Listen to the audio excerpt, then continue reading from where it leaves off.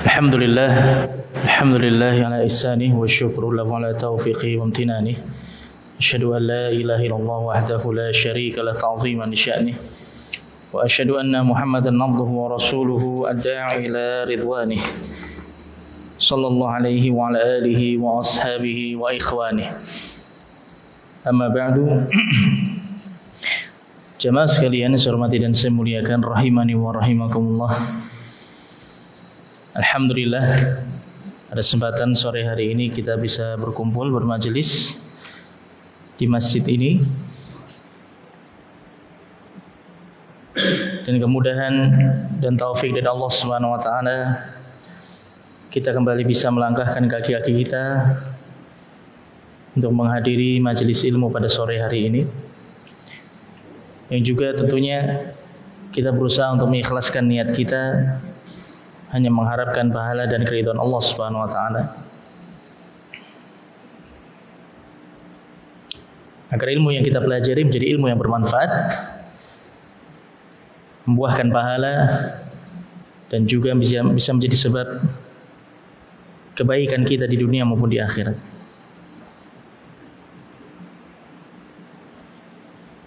Kita akan melanjutkan pembahasan kita dari kitab Riyadhus Shalihin karangan Al-Imam An-Nawawi rahimahullahu ta'ala. Kita akan melewati hadis yang terakhir. Hadis yang terakhir dalam bab alamati hubbillahi lil 'abdi wal hath 'ala takhalluq biha. Hadis yang terakhir dalam bab tanda-tanda kecintaan Allah Subhanahu wa taala kepada seorang hamba dan dorongan bagi kita semua untuk memiliki tanda-tanda tersebut.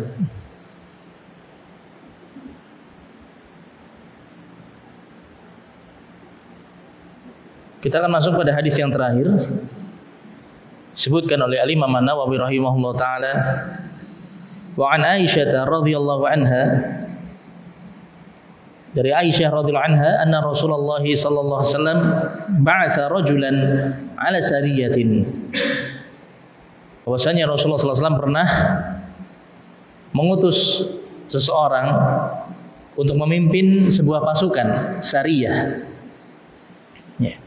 Istilah sariyah ini digunakan untuk menyebut pasukan yang dikirim oleh Rasulullah sallallahu alaihi wasallam untuk menghadapi musuh-musuh Islam, tapi tidak dipimpin langsung oleh Rasulullah sallallahu alaihi wasallam.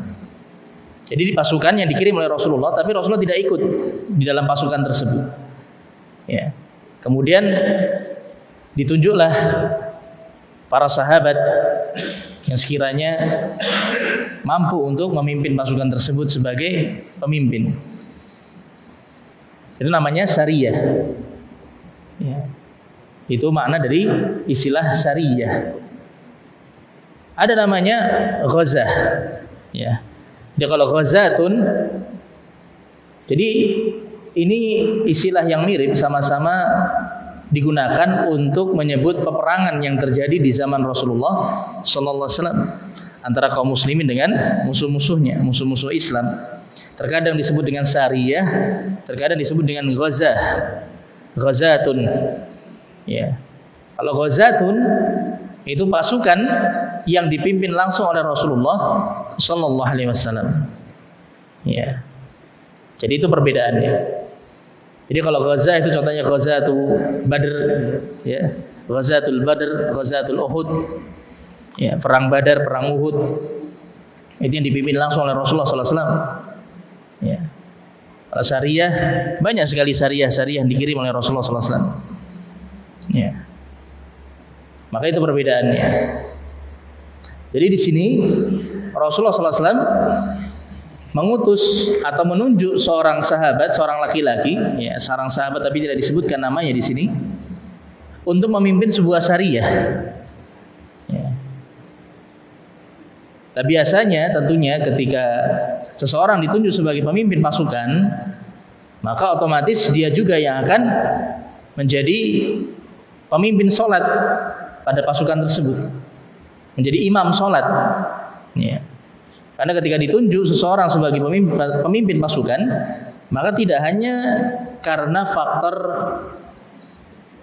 teknis peperangan atau strategi atau kecakapannya dalam memimpin pasukan, tapi juga dipertimbangkan faktor agamanya, faktor ilmunya. Ya, sehingga seseorang ketika ditunjuk sebagai pemimpin pasukan, maka dia juga yang layak untuk menjadi imam bagi pasukan tersebut ketika sholat. Fakana yaqra'u li ashabihi fi salatihim, di mana laki-laki tersebut ya sebagai pemimpin pasukan tadi, dialah yang membacakan bacaan di dalam sholat bersama pasukannya. Artinya dia yang memimpin sholat, dia yang mengimami sholat.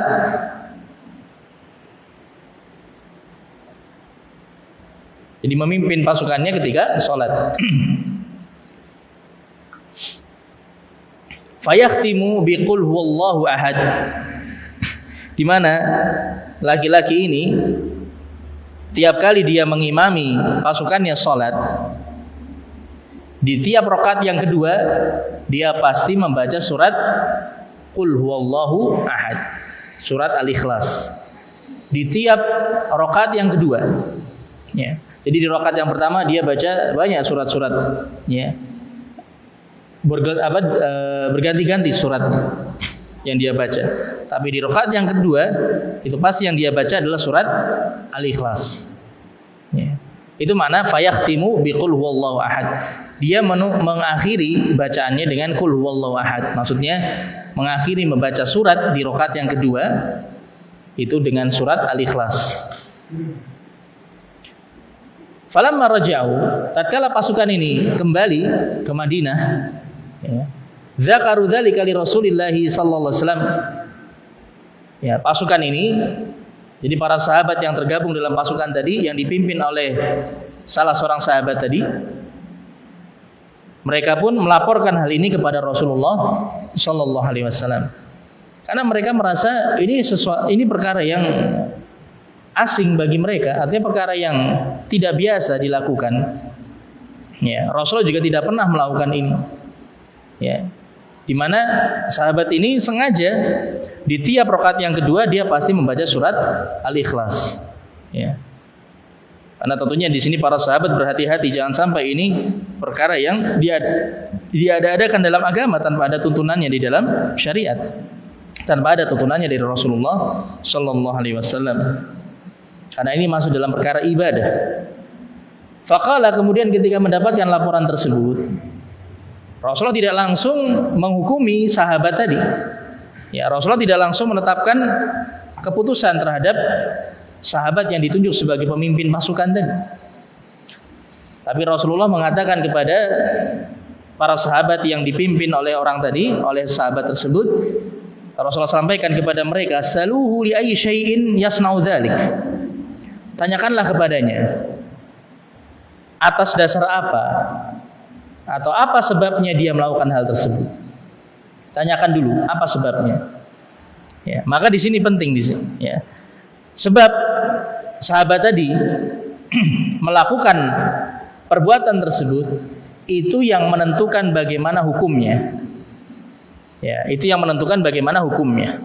Jadi alasan sahabat tadi membaca surat Al-Ikhlas di tiap rakaat yang kedua, apa sebabnya, apa niatnya, itu yang menjadi tolak ukur untuk menghukumi perbuatan sahabat tersebut. Apakah benar, dibenarkan, ataukah keliru? Ya. Ini jamaah sekalian rahimani wa rahimakumullah. Ya, ini pentingnya untuk tabayun, pentingnya untuk tasabbut, pentingnya untuk cross check, pentingnya untuk menanyakan terlebih dahulu alasan seseorang melakukan suatu perbuatan. Ya. Karena bisa jadi ketika kita melihat seseorang melakukan suatu amalan atau suatu perbuatan yang kita menganggap itu perbuatan yang keliru, perbuatan yang mungkar, perbuatan yang tidak diajarkan dalam Islam, tapi ternyata ada sebab-sebab tertentu dia melakukannya. Atau bisa jadi kita yang belum tahu ilmunya, ya. Atau bisa jadi karena hal-hal yang lain. Maka ini pentingnya kita untuk berhusnudzon terlebih dahulu kepada saudara kita sebelum kita menetapkan suatu keputusan, ya, sebelum kita menghukumi saudara kita. Fasa'aluhu, kemudian mereka pun bertanya kepada sahabat tersebut, kenapa alasannya?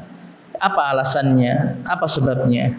Faqala, maka sahabat tadi pun mengatakan li'annaha sifatur rahman. Karena surat Al-Ikhlas tersebut di dalamnya terkandung sifat Ar-Rahman. Bahkan sifat yang paling tinggi dari sifat-sifat Allah Subhanahu wa taala, yaitu sifat uluhiyah. Ya. Sifat uluhiyah. Dan sifat yang ini juga merupakan salah satu sifat yang paling tinggi bagi Allah Subhanahu wa taala, yaitu sifat keesaan. Allah Al-Ahad, yang maha satu, yang maha tunggal, yang maha esa. Dan hanya Allah lah yang layak untuk diibadahi.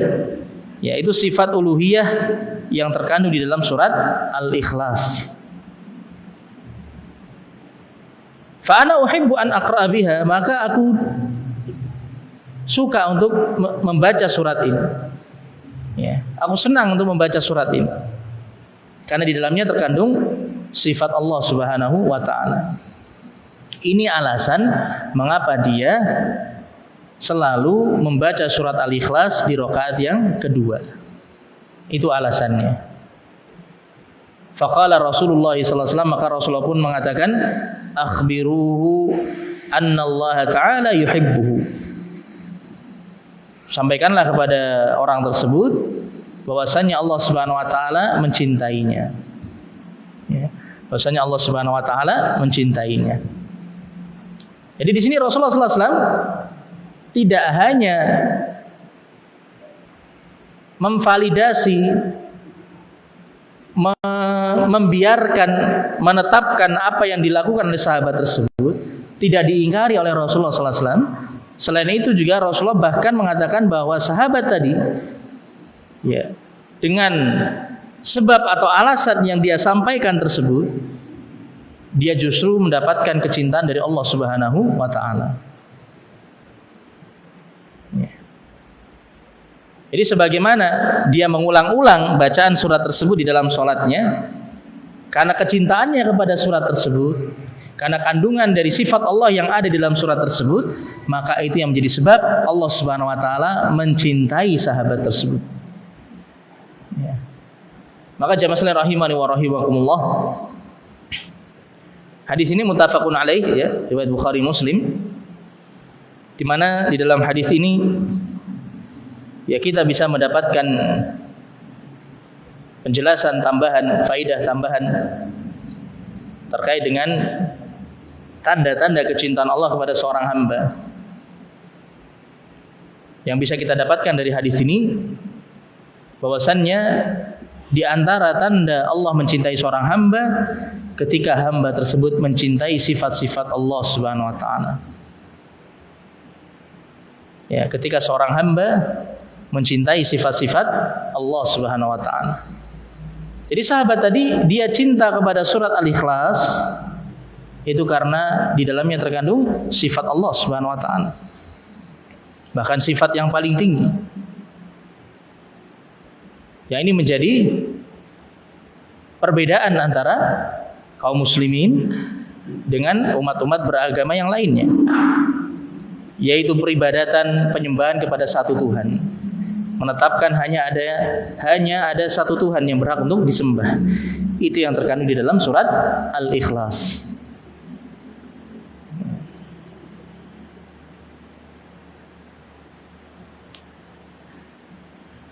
Kemudian di sini kita akan bacakan beberapa faedah dari hadis ini. Yang pertama, la budda lisariyah min amirin wa amirul qaum yakunu imamahum fis shalah. Sebuah sariyah, ya, sebuah pasukan yang diutus, yang dikirim itu harus memiliki seorang pemimpin.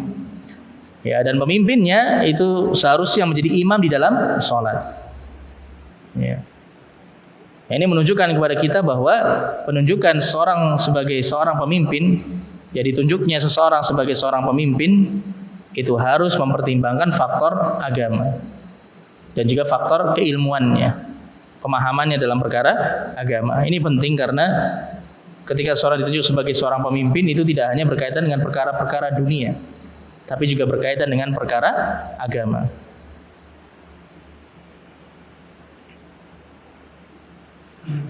Kemudian ada mujawazi mukhalafatil amir ma lam takun ma'siyah sarihah.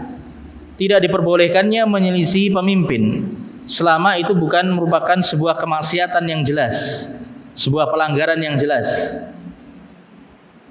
Contohnya dalam hadis ini tadi, para sahabat ya yang melaporkan perbuatan pemimpinnya tadi kepada Rasulullah, selama mereka dipimpin oleh orang tadi, mereka tidak menyelisih orang tersebut ya. Ketika di dalam sholat ya tetap mereka bermakmum kepada sahabat tersebut. Walaupun mereka mendapati sesuatu yang mereka ingkari ya, mereka merasa tidak setuju atau tidak serak dengan apa yang dilakukan oleh pemimpinnya. Tapi mereka tetap mengikuti sahabat tersebut, tetap bermakmum kepadanya. Hingga akhirnya kemudian mereka bisa bertanya kepada Rasulullah sallallahu alaihi wasallam tentang apa yang dilakukan oleh sahabat tersebut. Karena memang perbuatan sahabat ini masih ada kemungkinan ya, bukan merupakan sebuah kemungkaran yang jelas ya. Bukan merupakan sebuah kemungkaran yang jelas, sebuah kesalahan yang jelas.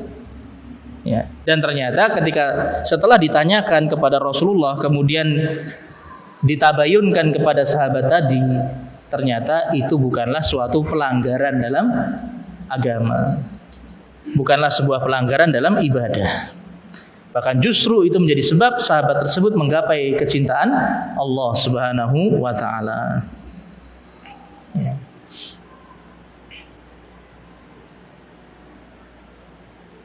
Wadzalika makhafata tafarruqil kalimah wa ikhtilafin nas. Ya, mengapa kita tidak boleh menyelisih pemimpin selama itu bukan merupakan perkara kemungkaran atau kemaksiatan yang jelas? Karena dikhawatirkan akan terpecah belah umat. Ya, terpecah belah manusia, akan terjadi perselisihan di tengah-tengah manusia. Maka untuk mencegah semua itu terjadi, tetap kita taat kepada pemimpin. Kemudian berikutnya al-i'tirad 'alal amir yakunu amamal imam al-'azam. Memberikan kritik atau kritikan maupun masukan ya, bantahan kepada seorang pemimpin, maka itu hendaknya dilakukan di depan pemimpin yang di atasnya ya, di hadapan pemimpin yang berada di atasnya, yang jabatannya itu di atasnya, di atas pemimpin tadi, di atas pemimpin yang dikritik ya. Itu dilakukan oleh para sahabat di sini ya, mereka langsung melaporkan apa yang dilakukan oleh wakil Rasulullah ini yang dituju sebagai pemimpin pasukan. Otomatis dia dituju sebagai wakilnya Rasulullah untuk memimpin pasukan tersebut.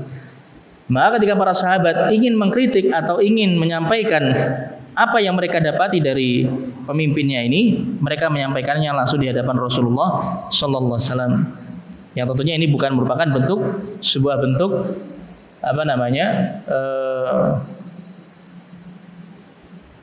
berlepas diri dari ketaatan. Ya, bukan sebuah bentuk namimah, mengadu domba, bukan termasuk bentuk ghibah ya.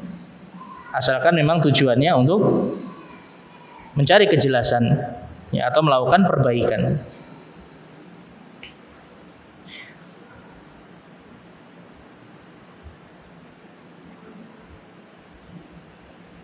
Kemudian jamaah sekalian rahimani wa rahimakumullah, faedah berikutnya isbatu tauhidis sifat. Isbatu tauhidis sifat wa anna lillahi dzatan wa sifatan wa anna as-sifat ghairu dzat. Ini dalam pembahasan akidah ya, terkait dengan sifat-sifat Allah Subhanahu wa taala.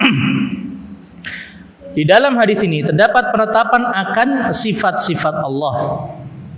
Tauhid asma wa sifat. Ya. Karena tadi sahabat tersebut mengatakan li'annaha sifatur rahman, dikarenakan di dalam surat tersebut terdapat sifat bagi Ar-Rahman, bagi Allah Subhanahu wa taala. Berarti jelas hadis ini menunjukkan Allah memiliki sifat. Jelas ya?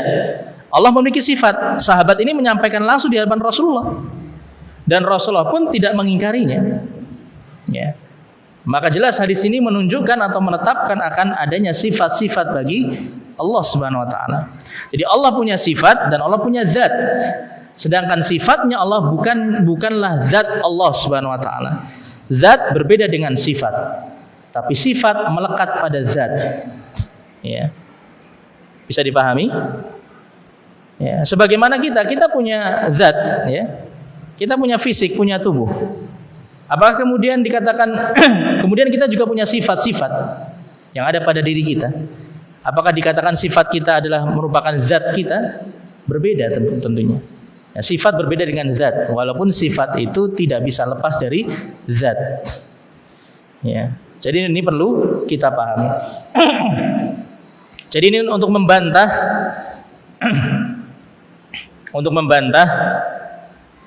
orang-orang yang menolak sifat-sifat Allah Subhanahu wa taala. Yang mereka mengatakan Allah itu punya zat tapi tidak memiliki sifat. Ya. Jadi mereka menetapkan keberadaan Allah tanpa adanya sifat-sifat Allah Subhanahu wa taala. Ya. Orang-orang seperti ini ya termasuk orang-orang Jahmiyah, orang-orang Mu'attilah. Ya, sebagaimana dikatakan oleh para ulama, orang-orang Jahmiyah itu bagikan menyembah sonam, menyembah berhala. Ada wujudnya tapi nggak ada sifatnya. Ya. Berhala itu punya sifat atau tidak? Benda mati. Tidak ada sifatnya. Artinya tidak bisa mendengar, tidak bisa melihat, benda mati. Ya, tapi ada wujudnya. Ya, itulah orang-orang Jahmiyah. Ya, mereka menetapkan keberadaan Allah tapi mereka menolak sifat-sifat Allah Subhanahu wa taala. Jadi mereka mengatakan Allah itu as-sami bila sama, Allah al-basir bila al-basar. Allah itu Maha mendengar tapi tidak punya pendengaran. Allah Maha melihat al-basir tapi tidak punya penglihatan. Apakah bisa diterima hal tersebut? Ya, secara akal jelas ini perkara yang tidak mungkin kita terima. Ya, kenapa mereka menolak sifat-sifat Allah? Ya karena mereka alasannya untuk mensucikan Allah dari kesamaan dengan makhluk. Yaitu kesalahan mereka di situ. Nah, kita Ahlussunnah wal Jamaah menetapkan sifat-sifat Allah tanpa menyerupakannya dengan sifat-sifat makhluk. Selesai, ya. Baik. Kemudian faedah berikutnya, as-sahabatu kanu yahra'una ila Rasulillah sallallahu alaihi wasallam wa yastaftunahu fi kulli ma jadda lahum mimma lam ya'rifu hukmahu. Para sahabat dahulu mereka bersegera untuk mendatangi Rasulullah untuk meminta fatwa kepada beliau dalam setiap perkara yang mereka dapati sedangkan mereka belum mengetahui hukumnya. Mereka bersegera bertanya. Karena ini sebagai contoh bagi kita. Hendaknya kita segera bertanya kepada orang yang berilmu dalam perkara yang tidak kita ketahui hukumnya. Apalagi perkara tersebut sangat kita butuhkan. Ya. Jangan malu-malu untuk bertanya. Asalkan bertanya tentang perkara-perkara yang memang dibutuhkan, yang memang bermanfaat. Ya. Yang memang ada faedahnya. Kemudian faedah berikutnya, fadlu suratil ikhlas li'annaha ishtamalat ala ma yajibu lillahi subhanahu minat tauhid. Keutamaan surat al-ikhlas. Ya. Hadis ini menunjukkan keutamaan surat al-ikhlas karena surat ini mengandung segala perkara yang Allah wajib untuk ditauhidkan. Ya. Jadi alasan utama kita wajib mentauhidkan Allah Subhanahu wa taala karena Allah yang Maha Esa, Allah yang Maha Tunggal, Allah satu-satunya dalam semua perkara-perkara ketuhanan. Ya, rububiyah, uluhiyah dan asma was sifat. Ya. Maka surat Al-Ikhlas ini merupakan salah satu surat yang paling agung di dalam Al-Qur'an. Oleh karenanya Rasulullah menyebutkan dalam hadis yang lain surat Al-Ikhlas ini merupakan thuluthul Quran, sepertiga Al-Quran. Ya. Karena Al-Quran itu terbagi menjadi 3 bagian. Bagian yang pertama berkaitan dengan tauhid. Maka surat Al-Ikhlas itu mewakili tauhid. Bagian yang kedua berupa penjelasan ahkam, hukum-hukum syariat. Bagian yang ketiga berkaitan dengan al-qisas. Al-qasas, ya. Jamak dari al-qissah. Kisah-kisah. Kisah-kisah umat terdahulu, kisah-kisah para nabi terdahulu, kisah-kisah akhir zaman, ya, peristiwa-peristiwa yang akan terjadi di akhir zaman dan di akhirat nanti. Ya, itu merupakan kandungan dari Al-Qur'an. Ya, bisa dibagi menjadi 3 bagian tersebut. Ya. Jadi kalau kita mempelajari Al-Qur'an tidak akan lepas dari 3 perkara tersebut.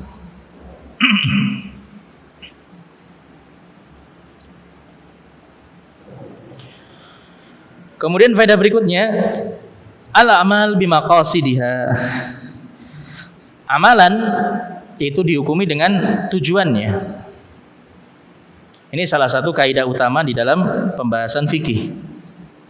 Ya, salah satu kaidah induk yang ditetapkan oleh para ulama disebut dengan kaidah al-umur bimaqasidiha.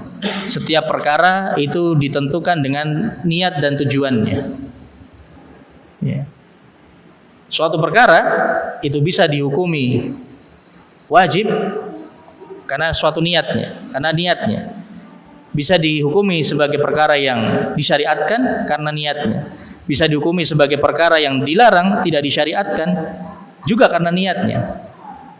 Bisa dihukumi wajib, dihukumi sunnah, dihukumi haram, dihukumi makruh, dihukumi mubah sesuai dengan niatnya. Ya, sesuai dengan niatnya. Ini ditunjukkan dalam hadis ini tadi. Makanya tadi Rasulullah bertanya, "Saluhu li ayyi syai'in yasna'u dzalik." Tanyakanlah kepadanya atas dasar apa? Apa sebabnya dia melakukan itu? Ya, apa tujuannya? Ini yang akan menentukan hukumnya. Kalau dia melakukannya karena dia meyakini akan keutamaan tertentu, membaca surat Al-Ikhlas di tiap sholat, lah itu butuh dalil. Kalau alasannya seperti itu, maka tentunya Rasulullah akan bertanya, apa dasarnya? Apakah aku pernah mencontohkannya? Apakah aku pernah melakukan hal tersebut? Ya. Nah, itu butuh dalil, butuh alasan, butuh landasan. Tapi kalau alasannya karena dia cinta kepada surat tersebut, dia suka dengan surat tersebut, itu surat favoritnya, karena kandungan dari surat tersebut, maka ini tidak masalah. Kita boleh untuk mengkhususkan satu surat dalam Al-Quran menjadi surat favorit kita, yang sering kita baca di dalam sholat, itu sah-sah saja, boleh. Ya, ini dasarnya. Ya. Ini dasarnya, dalilnya hadis ini. Sebagaimana nanti dijelaskan di faedah berikutnya. Ya. Ini penting, ya.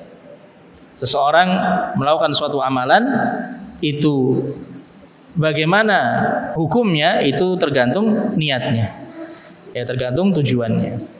Seseorang beli pisau, tujuannya untuk memotong daging pas Idul Adha. Berarti itu disyariatkan, ya. Itu bisa jadi wajib, bisa jadi sunnah.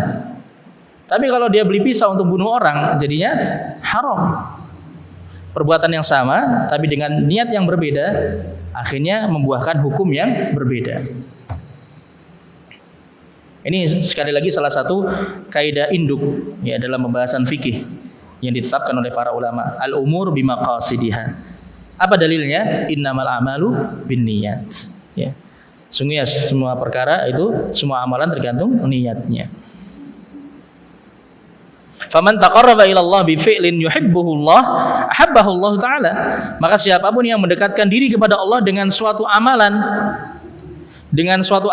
yang dicintai oleh Allah, maka Allah pun akan mencintai hamba tersebut. Ya. Ini yang menjadi sebab sahabat tadi mendapatkan kecintaan dari Allah, karena ketika dia membaca surat Al-Ikhlas didasari karena kecintaannya kepada sifat-sifat Allah Subhanahu wa taala. Kemudian berikutnya, adamu ikhtiqari syai'in minat ta'at.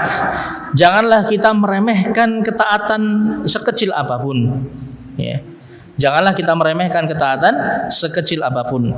Faminal a'mal ma yusilu lid darajat al-ula wa in saghra fi a'yunin nas. Terkadang ada amalan-amalan yang bisa menyampaikan seorang hamba kepada derajat yang tinggi, walaupun itu dianggap kecil di hadapan manusia. Ya, tadi bagaimana seorang sahabat hanya karena kecintaannya untuk membaca surat Al-Ikhlas, ternyata itu bisa menjadikan sebab dia mendapatkan kecintaan Allah Subhanahu wa taala. Ya. Fa fi hadza raddun 'ala man qasama ad-din ila qashrin wa lubab. Ini juga sebagai bantahan bagi orang-orang yang membagi agama ini menjadi dua bagian, bagian kulit dan bagian inti. Ya, ada sebagian kaum muslimin yang memiliki pemahaman seperti itu, memiliki keyakinan seperti itu. Jadi perkara-perkara agama itu ada dua bagian. Ada bagian yang kulitnya, ada bagian intinya. Ya. Padahal tidak seperti itu, tidak ada pembagian seperti itu dalam Islam. Artinya setiap amalan, ya, artinya kita jangan sampai meremehkan amalan apapun.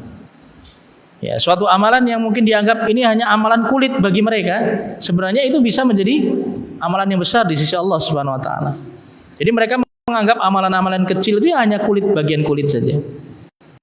Ya. Kemudian mereka menganggap amalan-amalan yang besar yang membutuhkan pengorbanan yang besar, yaitu baru lubab, itu baru inti, amalan-amalan inti. Yang tidak seperti itu tentunya. Walaupun dalam Islam memang ada rukun-rukun, perkara-perkara yang menjadi rukun, menjadi pondasi, menjadi tiang, menjadi asas landasan. Tapi kita tahu bahwasannya keimanan itu bercabang-cabang. Ya.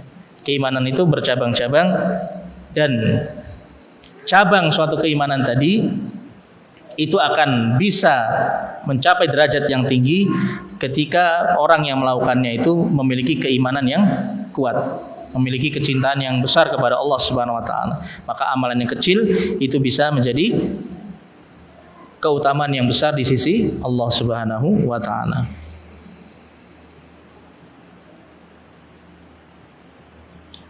Faedah yang terakhir, jawazu tikraris surah al-wahida fi shalah. Bolehnya kita mengulang-ulang satu surat tertentu di dalam salat. Fa inna hadha sahabi kana yaqra'u surata qul huwallahu ahad aqiba kulli qira'atin. Karena di sini sahabat ini dia selalu membaca surat qul huwallahu ahad, surat al-ikhlas, setelah dia membaca surat yang lainnya di dalam salat. Jadi pokoknya di tiap rakaat yang kedua dia menutup bacaannya dengan surat al-ikhlas. Ya. Dan ternyata hal ini tidak diingkari oleh Rasulullah Sallallahu Alaihi Wasallam. Ya. Tapi tadi jangan sampai alasannya karena kita meyakini ada keutamaan tertentu dengan mengulang-ulang bacaan surat tersebut di dalam sholat. Ya, alasannya ya karena mungkin kita senang dengan surat tersebut karena kandungannya, karena kita cinta kepada apa yang terkandung di dalam surat tersebut. Sehingga akhirnya sering kita baca di dalam sholat. Tapi kalau kita sering senang baca al-ikhlas karena apa? Kul huwele. Karena itu bisa lebih cepat selesainya. Tapi sahabat ini tidak seperti itu ya. Dia setelah baca surat yang lain ya. Jadi di dalam rakaat yang kedua dia baca dulu surat yang lain. Itu juga surat-surat panjang, tapi kemudian setelah membaca surat yang panjang tadi, dia juga membaca surat Al-Ikhlas. Itu bedanya kita dengan para sahabat. Taib. Jamaah sekalian rahimani wa rahimakumullah, kita lanjutkan sedikit bab yang berikutnya. Ya, bab yang ringkas di sini, bab yang ke-48. Di sini hanya ada 3 hadis, ya, atau hanya ada 1 hadis, ya. Hanya ada 1 hadis dan hadis ini pun sudah dijelaskan di bab yang telah berlalu. Kita baca dulu bab at-tahdzir min idza'is salihin wadh-dhi'afah wal masakin. Peringatan dari mengganggu orang-orang saleh, kaum yang lemah, para du'afa, orang-orang yang lemah, wal masakin, dan orang-orang miskin. Orang-orang lemah itu contohnya anak yatim, ya, orang yang sudah tua, para wanita, ya. Itu kaum du'afa namanya. Ini peringatan, ya, khususnya di sini yang pertama mengganggu orang-orang saleh, ya. Karena kita sudah melalui bab tentang penyebutan pembahasan tentang kecintaan, ya, kewajiban kita mencintai orang-orang saleh. Ya, wajibnya kita mencintai orang-orang yang mencintai Allah Subhanahu wa taala. dan mereka pun juga dicintai oleh Allah Subhanahu wa taala. Maka jangan sampai kemudian kita mengganggu orang-orang yang dicintai dan mencintai Allah Subhanahu wa taala.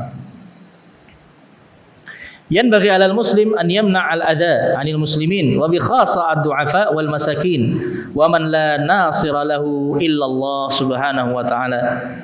Wajib atas seorang muslim untuk dia menahan gangguan dari kaum muslimin yang lainnya. Jadi dia tidak mengganggu kaum muslimin yang lainnya, khususnya orang-orang du'afa, kaum yang lemah, orang-orang miskin. Mereka orang-orang yang tidak punya penolong satupun selain Allah Subhanahu wa taala. Orang-orang yang tidak dipandang, orang-orang yang dianggap rendah. Ya. Tidak ada yang mau menolong mereka. Ya. Yang ada hanyalah Allah Subhanahu wa taala sebagai penolong dan pelindung mereka. Maka orang-orang yang seperti ini jangan sampai kita ganggu jemaah. Ya. Ini luar biasa Islam bagaimana mengajarkan kepada kita bahwa kemuliaan di sisi Allah itu tidak dilihat secara materi dunia. Ya. Orang-orang yang dipandang rendah, orang-orang dipandang sebelah mata, orang-orang dipandang hina, bisa jadi mereka tinggi kedudukannya di sisi Allah Subhanahu wa taala. Bahkan walaupun mereka orang-orang yang mungkin tidak dekat dengan Allah, tapi mereka termasuk kaum du'afa, orang-orang miskin, tetap kita tidak boleh mengganggu mereka, tidak boleh merendahkan mereka, tidak boleh menghina mereka. Walaupun mereka bukan orang-orang yang soleh misalnya, ya, tetap ini dijaga dalam Islam, ya. Karena mereka punya hak khusus yang harus ditunaikan. Mereka adalah kaum orang-orang yang harus ditolong, diberi bantuan, dijaga, ya. Bukan justru dizalim. Wala yadkhulu fi dzalika istifa al-huquq wa iqamat al-hudud li'annaha ma'murun biha syar'an. Tapi di sini ya, bukan berarti kemudian kita menghalang-halangi untuk ditunaikannya hak-hak Allah atas mereka, dilaksanakannya, ditegakkannya hukum had atas mereka. Ini tidak boleh tentunya. Jadi maksudnya di sini jangan kita menzalimi mereka, orang-orang yang lemah, orang-orang miskin, kaum muslimin, orang-orang saleh. Tapi bukan berarti kemudian kita melampaui batas. Akhirnya kita melindungi mereka dalam perkara-perkara yang itu seharusnya dilakukan. Gitu. Ada orang saleh terjatuh ke dalam suatu kesalahan yang harus ditetapkan hukuman atasnya, tidak boleh kita halang-halangi.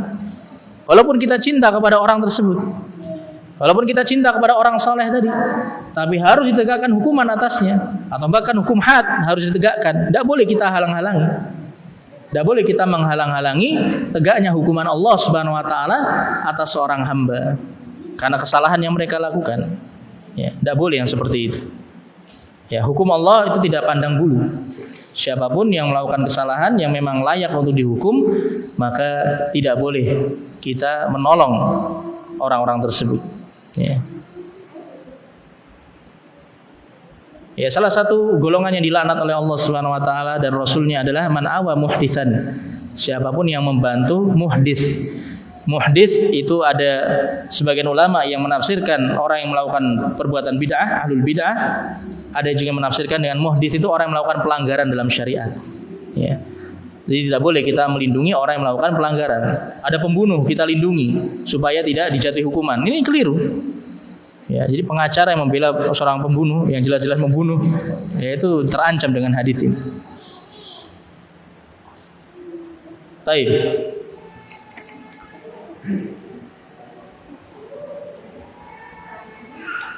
Jamaah rahimani wa rahimakumullah, mungkin kita cukupkan dulu sampai di sini. Ya, ini jadi baru mukaddimah sebelum nanti kita akan baca dalil-dalil yang akan disebutkan dalam bab ini, baik dari Al-Qur'an maupun dari hadis-hadis Rasulullah sallallahu alaihi wasallam. Insyaallah akan kita lanjutkan pada pertemuan berikutnya.